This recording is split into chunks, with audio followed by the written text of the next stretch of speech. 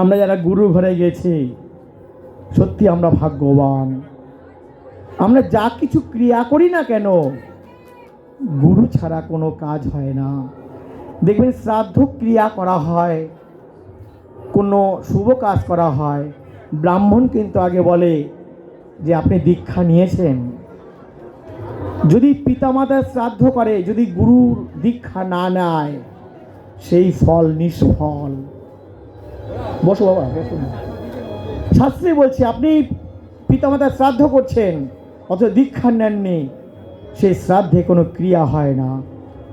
এই জন্য গুরু যখন ব্রাহ্মণ আগে বলে দেয় গুরু ব্রহ্মা গুরু বিষ্ণু গুরুদেব মহেশ্বর গুরু সাক্ষাৎ পরম ব্রহ্ম তস্মৈ শ্রী গুরবে নমঃ। গুরু ছাড়া কিচ্ছু করা সম্ভব নয়। তাহলে গুরু কি, তার উপমা দিচ্ছি। এই গুরুদেব দুটো শিষ্যকে বসিয়ে দিয়েছে পাশে। তা এই যে আমাদের বীজ নাম দেওয়া হয়, এই বীজ নামটা দিয়ে আর বাইরের এই যে লাউ গাছের দানা বীজ, ওই বীজ দুটো দিয়েছে দুটো শিষ্যকে। শিষ্যকে দেওয়ার পরে বলছে বাবা এই যে লাউ গাছের বীজটা দিলাম, এই বীজটা খুব যত্ন করে রাখবে। এই কর্ণে যে নামটা দিলাম, উপমা দিয়েছে। তখন বলছে আমি কিন্তু 1 বছর পর যাব তোমাদের দুজনের বাড়িতে, দেখবো তুমি বীজটা কেমন যত্ন করেছো। মনোযোগ দিয়ে শুনবেন কথাটা। আমরা যে অমূল্য সম্পদ বীজ পেয়েছি, বীজটা কী জিনিস, যত্ন রাখার চেষ্টা করবেন। লাউ গাছে বীজ দিয়ে কথাটা বলেছে। যখন এই দুটো শিষ্যকে লাউ গাছে বীজে দানা দিয়েছে, বলছে তুমি যত্ন করে রাখো, আমি 1 বছর পর বাড়ি গিয়ে দেখবো কেমন যত্ন করেছেন।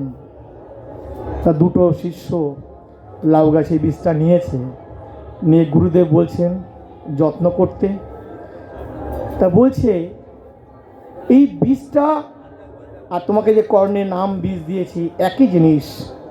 যদি বীজ রোপণ করতে পারো একদিন বৈকুণ্ঠ ধাম লাভ করতে পারবে।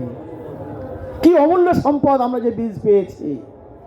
তাই যখন এই লাউ গাছে বীজ দুটো দিয়েছে, যত্ন করতে বলেছে, একজন বাড়িতে আসতে না আসতেই সে কি করেছে, ওই লাউ গাছের বীজটা একটা মাটির ঘর ট্রাঙ্কের মধ্যে বীজটাকে পোটলা বেঁধে কাপড় দিয়ে একদম যত্ন করতে বলেছে। বীজটাকে পোটলা বেঁধে কাপড় দিয়ে ট্রাঙ্কের মধ্যে রেখে দিয়েছে। এবার আরেকটা যে শিষ্য, সে সঙ্গে সঙ্গে দেরি করেনি, বীজটা নিয়ে এসে ওই মুহূর্তে ঘরে না ঢুকেই দুয়ারের সামনে মাটিটা খুঁড়ে বীজটাকে রোপণ করেছে। আর গুরুদেব বলছে ছাগল গরুতে খায় না খায়, ছাগল গরু কারা বাবা? আমাদের যে 6টা রিপু আছে, এই 6টা রিপুকে কিন্তু বেড়া দিতে বলেছে। বেড়া না দিলে কিন্তু বীজ কিন্তু খেয়ে নেবে। এটা বাহ্যিক জগতে উপমা দিয়েছেন। আর জল, ওই বীজটা রোপণ করতে বলছে, রোজ জল দিতে বলেছে। কোন জল? ভক্তি বাড়ি। এই আমরা ভগবানকে যা দিচ্ছি, ভগবান কিন্তু এটা গ্রহণ করেন না। ভগবান দেখে যে ভক্ত নয়ন বাড়ি দিয়ে ভক্তি সহকারে আমাকে পুজো করে, তাতে আমি সন্তুষ্ট হই। ভক্তিটা কি, আগে গুরুর কথা বলি, তবে ভক্তি জায়গাটা যাব। তা যখন দুটো বীজ দিয়েছেন, একটা ওই ট্রাঙ্কের মধ্যে বীজটা রেখেছে যত্ন করে, আর একজন কি বলছে ওই মাটির মধ্যে বীজটা রোপণ করে দিয়েছে। নিত্যদিন জল দিচ্ছে, চতুর্দিকে গর্ত মানে বেড়া দিচ্ছে। এইবার 1 বছর পর দেখুন গুরু কি জিনিস। 1 বছর কিন্তু বাক্য দিয়েছে, 1 বছর তোমার বাড়িতে যাব। যখন 1 বছর পর জানিয়েছে আমি তোমাদের বাড়ি যাচ্ছি, গুরুদেব 1 বছর পরে এসছেন। এসে বলছে দুজন শিষ্যকে ডেকেছে, বলে আসো আমার পাশে বসো। তা প্রথম যে শিষ্যটি যে ট্রাঙ্কের মধ্যে বীজটা রোপণ করে দিয়েছে, মানে পোটলার মধ্যে বেঁধে দিয়েছে, তাকে ডেকেছে, তোমাকে যে বীজটা দিয়েছি বীজটা কোথায়, তুমি নিয়ে আসো। তো 1 বছর পর ওই ট্রাঙ্কের মধ্যে পোটলা করে যখন বেঁধে রাখে মাটির ঘরের মধ্যে, বীজ কি থাকে বাবা? তা যখনই ট্রাঙ্কের মধ্যে খুঁজতে গেছে, দেখে ট্রাঙ্ক পুরো উইটে খেয়ে ঝাঁঝরা করে দিয়েছে। ওই ট্রাঙ্কও নেই আর বীজও নেই। এখন গুরুদেবকে কি বাক্য দেবে? চোখ থেকে জল আসছে। গুরুদেব, আপনি এত সুন্দর কৃপা করে আমাকে এই বীজটা আমাকে বলেছেন বুঝাতে, আমি না বুঝে আমি কি করেছি, মাটির ঘরের মধ্যে ট্যাঙ্কের মধ্যে ওই বীজটাকে পোটলা করে বেঁধে দিয়েছি। আমার কর্মের ফলের জন্য আমার বীজটাকে হারিয়ে ফেললাম। আর গুরুদেবের কাছে আর মুখ দেখাতে পারছে না। আর একটা শিষ্য যে আছে, এই বড় বড় পরম ভক্ত শিষ্য, এই কি বুদ্ধিমান করেছে, ওই বীজটা যখন রোপণ করেছে মাটির মধ্যে, ওই বীজটা অঙ্কুরোদ্গমন হয়েছে, আস্তে আস্তে বড় হয়েছে, টালির চালে ওই লাউ গাছটাকে পরিপূর্ণ লাউ ধরেছে। যখন বলছে তোমার বীজটা কোথায়, তখন বলছে গুরুদেব আপনি তো একটাই বীজ দিয়েছেন, লাউ গাছের দানা। আপনার বীজের যে ক্রিয়া দেখুন, আমার ঘরে লাউয়ে পরিপূর্ণ হয়ে গেছে, আপনি কটা লাউ নেবেন? হরি বল, শ্রী গুরু বৈষ্ণব গোসাই প্রমানন্দে, হরি হরি বল মন। তা সবার কাছে আমি করজোরে বিনতি প্রার্থনা করব, এই আমরা অমূল্য সম্পদ কর্ণে যে বীজ পেয়েছি, ওই মাটিতে উই পোকা যাতে না খায় সেরকম দিকে লক্ষ্য করবেন না। এই বীজ অমূল্য সম্পদ। কি বলছে? ত্রিসন্ধ্যা, সকাল দুপুর এবং সন্ধ্যা, ত্রিসন্ধ্যা গায়ত্রী জপ না করলে দেহের কোনো দাম নেই।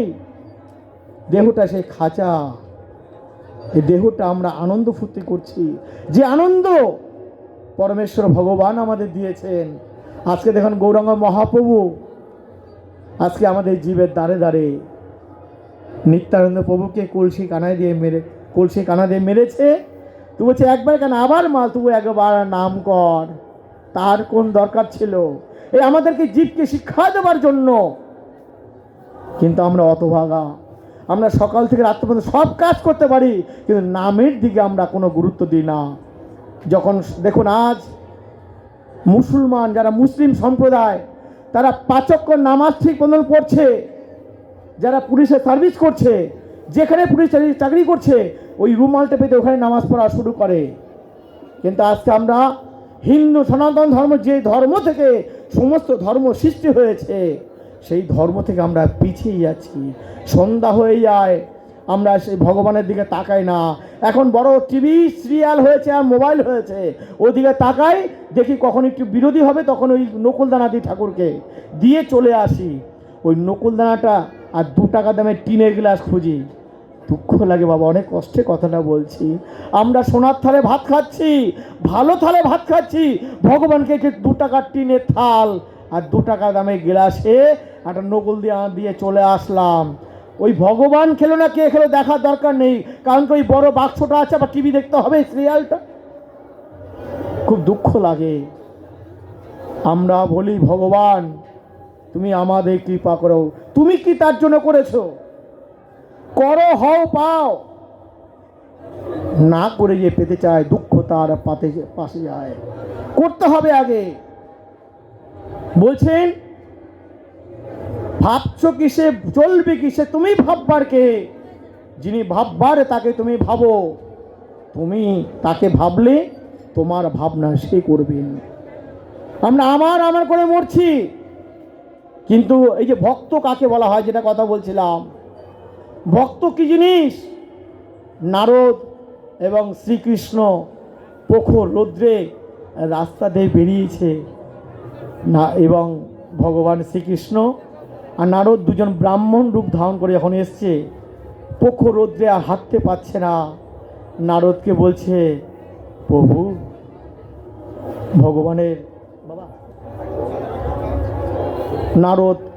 নারদ আর যখন ভগবান ব্রাহ্মণ রূপ ধারণ করে রাস্তায় বেরিয়েছে, তখন বলছে ভগবান তুমি কিসে সন্তুষ্ট হও?